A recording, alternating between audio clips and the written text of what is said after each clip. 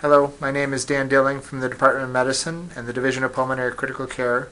I'm here to talk to you today about diagnosing acid-base disturbances in the ICU. This lecture we're going to go through is adapted from an article in the Journal of Critical Illness. You've probably never heard of that journal because it might not even exist anymore, but it was kind of a crummy one that no one subscribed to and came to everyone for free for some reason. You can't even get it in the library. But it's a really good article, I think, because it gives you a nice, simple approach to diagnosing acid-base disturbances.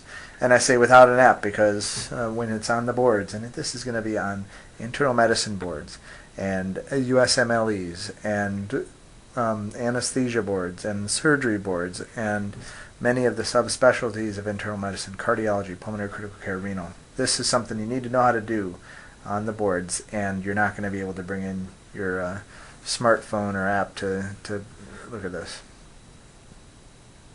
So, when is it that you're getting an arterial blood gas? Might be someone coming into the ICU who you notice something on the electrolyte panel, maybe a low CO2 or a high anion gap. Maybe it's somebody with acute respiratory failure who you're thinking about intubating. Or maybe it's someone with chronic respiratory failure in the outpatient clinic getting PFTs and a blood gas. Maybe it's somebody coming in without a good story, but maybe you think they've ingested something and this is going to be part of your workup. And along those lines, it's important to always remember that the electrolytes that we're going to be using for the measured total carbon dioxide level should be drawn about the same time as the blood gas. It can't be sort of this morning's electrolytes. A lot of things can change in the ICU in just some hours. To make sure we're all on the same page, I'm going to talk about what are all the elements of the ABG and whether and so that's the pH, the PCO2, the PO2, bicarb, base excess or deficit, and O2 saturation, and some abnormal hemoglobin molecules. Today we're talking about acid-base disturbances. So oxygenation and A gradient, that's subject of another day. So is evaluation of methemoglobinemia. But these are the ones, the pH, PCO2, bicarb, and the base excess that do address the acid-base disturbance. But I'll actually say that you don't need to even think about the base excess or deficit when you're looking at this, because the information that we need and a full evaluation can be done by looking at just the pH and the PCO2 and then the electrolyte bicarb. So just to make sure we're all on the same page, we'll talk about the 4 acid-base disturbances. That's metabolic acidosis and alkalosis and respiratory acidosis and alkalosis. A metabolic acidosis has a low pH. And the definition of a metabolic acidosis is a low pH with a low bicarb. The PCO2 may change in compensation, but it is not part of the definition of metabolic acidosis. A metabolic alkalosis is just the opposite, with a high pH and a high bicarb. A respiratory acidosis has a low pH, it's an acidosis, and the definition of it is a high PCO2. While there may be a change in the bicarb, it's not part of the definition. And a respiratory alkalosis is pretty much just the opposite, with a high pH and a low PCO2. Now before somebody has a seizure, we'll move on to the next slide. We're going to go through the 4 acid-base disturbances and a brief differential diagnosis of each one of them. While it might not be part of your calculation, the math that we're going to be learning to do in our 6-step approach, these lists will be important for you to be able to bring that information back to your patient who's critically ill. First thing you have to do is you have to separate metabolic acidosis into anion gap and non-anion gap. And the differential diagnosis mnemonic devices we use for each of these are mud piles and used cars. Mud piles, we'll just go through those individually. are the following: a methanol poisoning, uremia, DKA, and I also include alcoholic ketoacidosis here, paraldehyde, isoniazid use, a lactic acidosis. Of course, you have to think what's causing this lactic acidosis. Is it ischemic bowel? Is it shock with septic shock or a cardiogenic shock? What tissue is being starved of oxygen? Ethylene glycol poisoning and salicylate poisoning. Now, the extra credit for the senior residents is identifying what the acid is for each of these different metabolic acidoses. So for methanol, probably not many people know that it's formic acid. If a chemist helped you out, he'd figure that out. Uremia is a couple of different acids, sulfuric and phosphoric, with a little bit of uric acid. There's actually clinical relevance to knowing that there are 3 keto acids: acetone, acetoacetate, and beta-hydroxybutyric acid. The clinical relevance is that in a diabetic ketoacidosis, the dipstick, either of urine or blood, will pick up the first 2 ketones, but will not pick up the beta-hydroxybutyric acid. This is important in somebody who might have severe acidosis and in whom you find about 2+ ketones. Not only should you not be fooled into thinking that it's not a serious DKA, as you treat that patient appropriately and well with fluids, insulin, etc., and their glucose is coming down and the acidosis seems to be getting better, if you chose to do a second ketone measurement with the dipstick on that patient who's really getting better, you might see the ketone number rise up to 3 or 4+, even though the patient's getting better, as that beta-hydroxy is being turned into acetone and acetoacetate on its way back to carbohydrate. You can actually measure a beta-hydroxybutyric acid level separately if you choose, but it's not part of the serial management of a DKA. I don't know what the acids are for either paraldehyde or isoniazid. And in a lactic acid, of course it's lactic acid. In ethylene glycol, here's another board's question for you. It is oxalic acid. The reason it's a board question is because often you don't know what your diagnosis is when these patients come in very sick.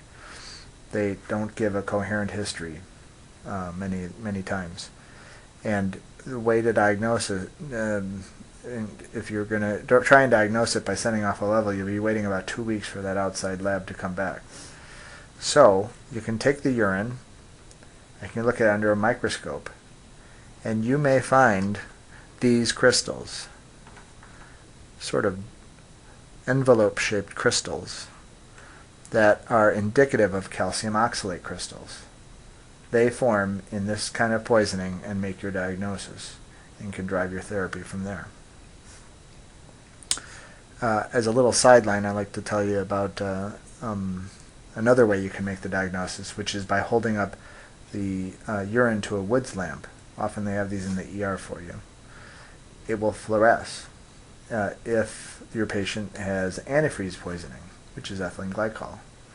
But they don't fluoresce because of these crystals. In fact, they don't even fluoresce because of ethylene glycol or calcium oxalate. They fluoresce because of an additive that's put into antifreeze for the mechanics so that they can find leaks under the car. But it comes in handy in the emergency room when you're looking at someone's urine and you think they might have ethylene glycol poisoning. For salicylates, it's salicylic acid. Used cars is the mnemonic we use for non-gapped metabolic acidosis. U and S go together and are a ureterosigmoid diversion. This is maybe somebody who's had bladder cancer and has had their cecum turned into their new bladder with an operation by a urologist. Unfortunately, the cecum doesn't know that it's now a bladder, and it still thinks it's bowel, and it keeps secreting bicarb for the rest of your life.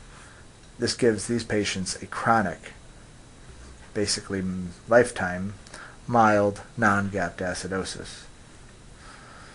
Ethanol ingestion can give some non-gapped acidosis, as can many endocrinopathies. Diarrhea is by far the most common reason for a non-gapped acidosis, at least in the medical ICU, because of bicarbonate loss. And a lot less common than it used to be because we don't use these medicines much anymore. Carbonic anhydrase create a non-gapped metabolic acidosis through secretion of urine bicarb.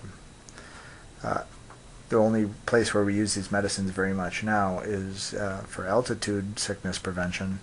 And the way they work actually is by creating a little bit of a non-gapped metabolic acidosis, causing you to have a drive to breathe more and have a respiratory alkalosis and relieve some of that edema. Hyperalimentation is kind of a cheat for that aid, but CPN therapy can cause non-gapped acidosis.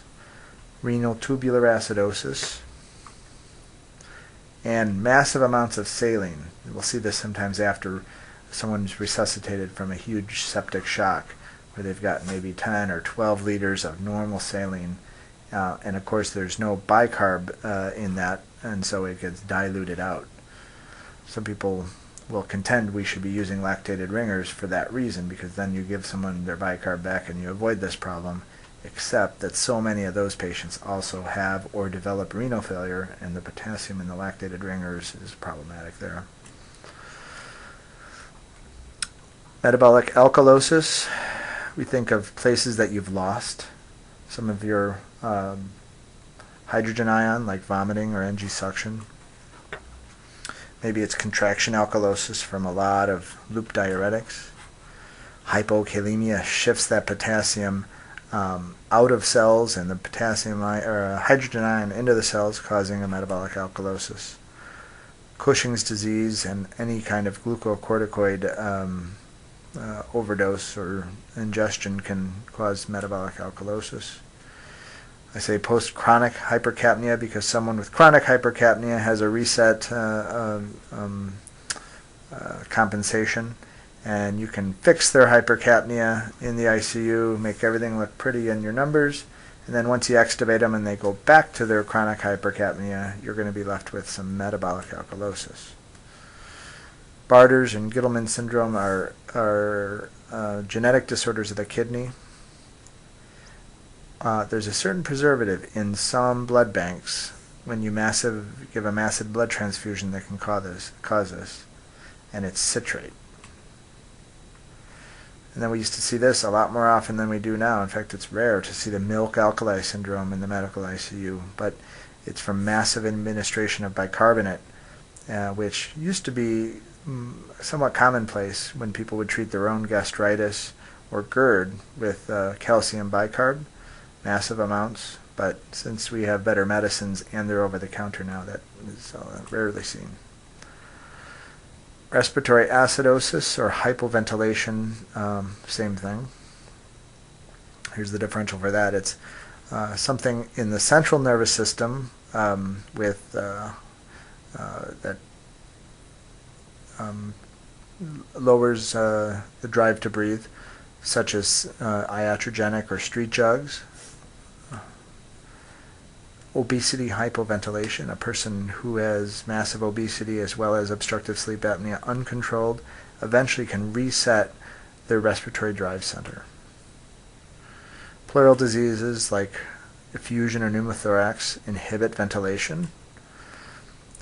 And then there's lung diseases, chronic lung disease like COPD, or an acute lung disease like ARDS. Even on the ventilator, they hypoventilate. And maybe someone with some chronic lung disease superimposed with a PE or pneumonia can cause respiratory acidosis. And then you have people with musculoskeletal or neurologic disease, like kyphoscoliosis. They just can't expand their lungs properly. Guillain-Barré, they have a nerve weakness and flaccid paralysis. Myasthenia gravis, botulism, polymyositis. So these are muscle disorders now, multiple sclerosis. Lou Gehrig's disease, and then obstructive sleep apnea. I put it on the list here, but really it would mean that you have to draw that blood gas just at the right point in the respiratory cycle while sleeping, that you might catch a respiratory acidosis that would be transient in those people, as opposed to those with the obesity hypoventilation. And the last acid-base disturbance is respiratory alkalosis. This happens sometimes in a massive CNS event, like a closed head injury or a big bleed.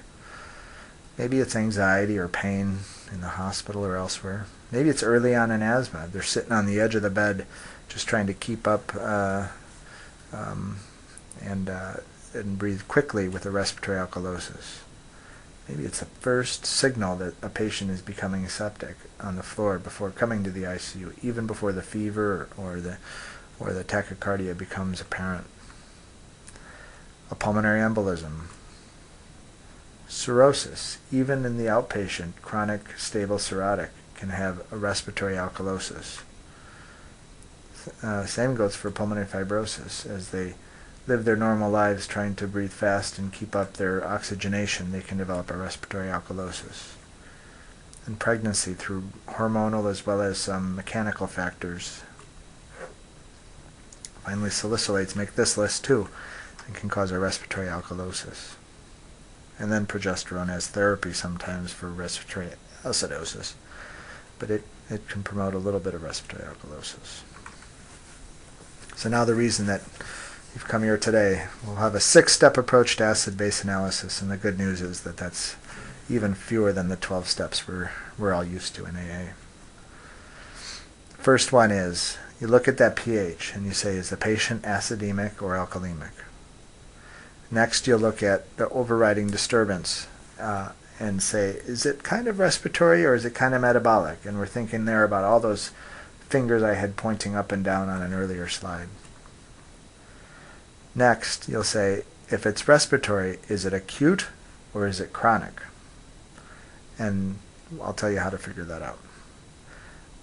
Similarly, if it's metabolic, you'll start to go down a different pathway. And first one is the knee-jerk response of everybody when they see a metabolic acidosis. Is the anion gap high? What's the anion gap? And then, is the respiratory system compensating? I'll show you how to do that. And the 6th step, once you have the metabolic disturbance and found out if the respiratory system is compensating, is there yet another, a second metabolic disturbance present in the picture here? All right. So how do we do each of these? First, 7-4, above or below. Next is the overriding disturbance. Is it respiratory or metabolic? Here you're looking at, again, those fingers pointing up or down. When it's respiratory, here's how we proceed. You want to ask yourself, is it acute or chronic? And the way you figure it out is I've put a lot of formula here, but here's the concept. For a given change in pH, for a given change in the PCO2, how much should the pH change? And what you ask yourself is, how many tens has the PCO2 changed by? That's what this is right here. How many tens? And if it's, you multiply that number of tens by 0.08, and that should be a pH change if it was all acute. And it should change by 0.03 for every 10 PCO2 if it's chronic. I'll show you what I mean by that.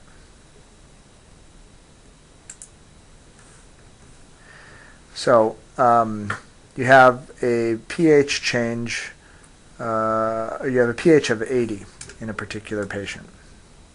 Sorry, not a pH of 80. A PCO2 of 80 in a particular patient. That is 4 tens. Normal is 40. This is 80. It's changed by 4 tens. So if it's acute, that pH change should be 0.08 times 4 or 0.32. But if it's chronic, that pH change should be 0.03 times 4 or 0.12. And then you go to your blood gas and you see, okay, what is the pH? Is it more similar to 7.08 or is it more similar to 7.28? And then you'll say it's chronic or it's acute. I hopefully don't have to teach you what how to do an anion gap, but the basic idea is that it's a difference between the anions and cations. and it's sodium minus the sum of the chloride and the bicarb. And normal for simplification we're going to say is 12. For step 5, when we're finding out in a metabolic disturbance if the respiratory system is compensating appropriately, or if you want to say whether it's acute or chronic there, if it's compensating appropriately, this is called Winter's formula, and it helps you figure this out. So Winter's formula is 1.5 times the bicarb, and I take this off the electrolytes where it's measured rather than off the blood gas, and you add 8. And with a little bit of wiggle room, plus or minus 2, it should be the same as the PCO2. If you're predicted by Winter's formula, PCO2 is higher, you predict one thing. If your measured one is higher than predicted, that's acidosis. And a respiratory acidosis is present. If you're predicted, if your actual PCO2 is lower than predicted by Winter's formula, then your patient has blown off more carbon dioxide than they should have, and they have a respiratory alkalosis. It'll make a little more sense when we do a few problems towards the end here.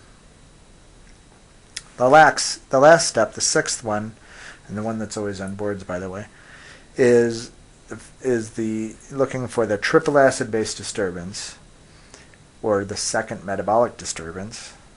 And the concept here is that we're trying to assess and compare the change in anion gap to the change in bicarb. They should be the same if the patient has a pure anion gap metabolic acidosis and no other metabolic disturbance. Those two should be the same. The trouble is, if they're not the same, I have a hard time keeping my logic straight and remembering, okay, if that one's higher, it's acidosis. If this one's higher, it's alkalosis, or what have you. So what I do is I just calculate a delta anion gap, and I tack it on, add it to the measured bicarb. And if everything is the pure one disorder that we already accounted for, this should bring you right up to 24. If it brings you up to something less than 24, your mind should be prompted to think that, less than 24, there must still be acidosis there. And since we've already assessed the gapped acidosis, the leftover is non-gapped acidosis.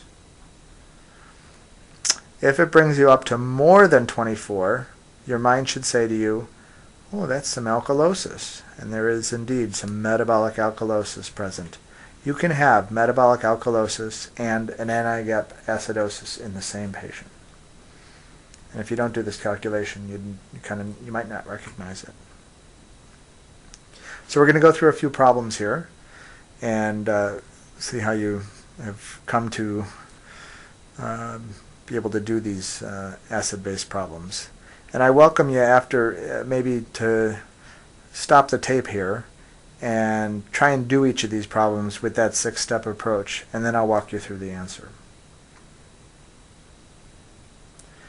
Okay, so problem 1 is the following set of electrolytes and blood gas. The first thing to say is that there appears to be an acidosis because the pH is less than 7.4.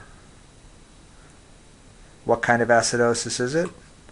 I would say that this is a metabolic acidosis because the bicarb on the electrolyte panel is 5. That's consistent with metabolic acidosis. And my knee-jerk next question is, what's the anion gap? Well, it's 19 here. 123 minus 104 is 19. And so it's the first part of the problem is a gapped metabolic acidosis. The next assessment is whether the respiratory system is compensating appropriately. Here we're going to use Winter's formula. 1.5 times 5 plus 8 plus or minus 2 is 15.5. So what do I do with that? That's the predicted PCO2. What's the real PCO2? It's 10. This patient has blown off more carbon dioxide than they should have. When patients do that, they are characterized as having a respiratory alkalosis. Finally, we want to look and see if there's a third acid-base disturbance, or a second metabolic one, I should say. Here we're going to calculate the delta anion gap, which is 19 minus 12, or 7. We're going to add it on to the bicarb, 5. In fact, I sometimes just say we drop it in this box on top of the 5. That gives us a 12 in that box. And when there's a 12 in this box on an electrolyte panel, the synapse in the brain should say acidosis. And since we've already accounted for all the anion gap in this particular patient, whatever is left as acidosis must be non-gap type. So here you have a triple acid-base disorder with a patient with a metabolic acidosis of anion gap and non-anion gap, as well as some respiratory alkalosis. You're going to bring this back to your patient and figure out what's wrong with them. There's there's several possibilities here, but let's just make one up for fun to illustrate the idea. Perhaps this is a patient who had diarrhea for several days after being discharged from the hospital. It was C. diff, but they didn't know it, and it kept going on. They slowly developed some of this non-gapped acidosis, but then they got sicker, came into the hospital with C. diff septic shock, giving them some tissue ischemia and a respiratory alkalosis. It's just one possibility. You could probably make up others. Okay, problem 2. You can stop the tape and figure this one out and then come back. So here we have a patient with a pH of 7.2. That's an acidosis. Well, what kind of acidosis is it? What's the predominant feature here? It's that low bicarb, so this is a metabolic acidosis. The knee-jerk next response should be, what is the anion gap? And here, look at this whopping 40. 130 minus 90 is 40 is the anion gap. Next, we bring in Winter's formula. We multiply 1.5 times 10 plus 8, and we get 23. That is the predicted PCO2 for that pH and bicarb. So 23 compared to the real 25, that's right on target. So there's no respiratory disturbance here, no primary one. You can say there's a secondary respiratory disturbance, but we don't talk about them as the answers to these problems. We call that normal physiology and not pathophysiology. We're looking for pathophysiology in these problems. So, normal compensation. Next, we're going to see what the delta anion gap is, which is 40 minus 12, or 28. Add that on to 10, and here we get 38. And when there's a 38 in this box, that screams alkalosis. So here we have a patient with a metabolic alkalosis and a metabolic acidosis. And I say maybe this is a patient with type 1 diabetes who got nausea and vomiting with a gastroenteritis, stopped eating, and so stopped taking their insulin, but developed DKA because of gluconeogenesis. They could come in with that acid-base disturbance. Might not look all that sick on the surface here, but wow, they are with that big anion gap. You can shut off the machine and come back for the answer to problem number 3. So we have a pH of 7.07. That's an acidosis. The bicarb is 8, consistent with a metabolic disturbance or a metabolic acidosis. What's the anion gap? It's 17. So it's high, not super high, but it's high. We have an anion gap metabolic acidosis. Bring in Winter's formula. 1.5 times 8 plus 8 plus or minus 2 is 20. 20 is the predicted PCO2 for normal compensation. But in this patient, it's 28. There is some CO2 retention here, and so this patient has a respiratory acidosis as well. Is there a third disturbance? Well, what's the delta gap? It's 5. Add 5 onto 8 and you get 13. So 13 brings you up to less than 24, and so 13 is significant for a patient with another metabolic acidosis. And since we've already accounted for all the anion gap here, this one must be a non-gapped metabolic acidosis. It's worth noting here that let's just pretend a patient had 2 different etiologies for anion gap metabolic acidosis, like DKA and ethylene glycol poisoning. If they were both mild, let's say, they might not kill the patient right away, and you would maybe just see somebody, with an acid-base disturbance that looked pretty bad, you wouldn't be able, the two problems would lump themselves into one anion gap metabolic acidosis. You can't separate the 2 anion gap metabolic acidoses out from one another besides taking a history from a patient. And I do encourage you to take histories of your patients. Problem 4, come back in 1 minute. Here we have an acidosis. The pH is 7.18. And the next question for yourself is this respiratory or metabolic? Well, we haven't seen one of these before, but here we have a patient with a respiratory acidosis because that PCO2 is 80. There's a step 3 that we've been skipping because it only applies to respiratory disturbances, and that is it acute or chronic? So here's where we have to figure out how many tens is the PCO2 changed by. Normal's 40, this patient's 80, so that's 4 tens. If you multiply 4 times 0.03, which is how much the pH should change if it's chronic, that number is 0.12. If it's acute, it should change by 0.08 times 4, which is 0.32. So how much did this patient's pH change by? Well, it's 7.8 and normal is 7.4. So that's changed by 0.22. What the heck is going on here? It's not on chronic and it's not on the acute amount. So this is probably somebody with acute on chronic respiratory failure, respiratory acidosis. Perhaps this is somebody with COPD who would have had a blood gas in the outpatient clinic a few weeks back where the PCO2 was 60. Now they've gotten an acute bronchitis and exacerbation, and they've come in with a decompensated condition and a pH of 7.18. Last problem is problem 5. Here we have a pH of 7.14. That's an acidosis. Is it a respiratory or is it metabolic? Well, the truth is, you could look here and see both are true. This PCO2 is more than 40. That's consistent with acidosis, so it is respiratory.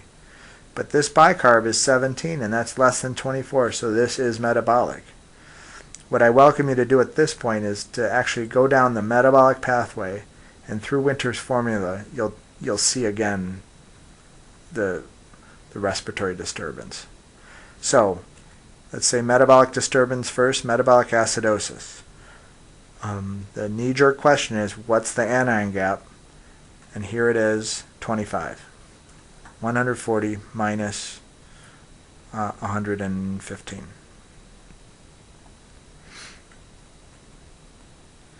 Winter's formula, 1.5 times 17 plus 8. It is 33.5. And our real PCO2, the measured off the radial artery, is 45. So here we have a patient who's retaining more CO2 than they should. As we talked about, we already knew that it's actually a metabolic or respiratory acidosis. But here we've uncovered it again and seen it a different way. And this allows us to go on to the next step, which is looking for the third acid-base disturbance and the second metabolic disturbance. So here we take the delta anion gap, which is 25 minus 12, or 13, and we add that 13 on top of this 17. That gives us a 30. And when there's a 30 in this box, the synapse in your brain should say metabolic alkalosis. And so we have a triple acid-base disorder again. These are the ones that show up on boards, these triple ones. And if you don't have a process for doing this with pen and paper, you can spend an hour on it and you're not going to get the answer right. But if you know a good process, you can knock these out and get some free points on the boards. Plus you can take better care of your patients in the ICU. So I hope this helped, and I look forward to seeing you in the ICU.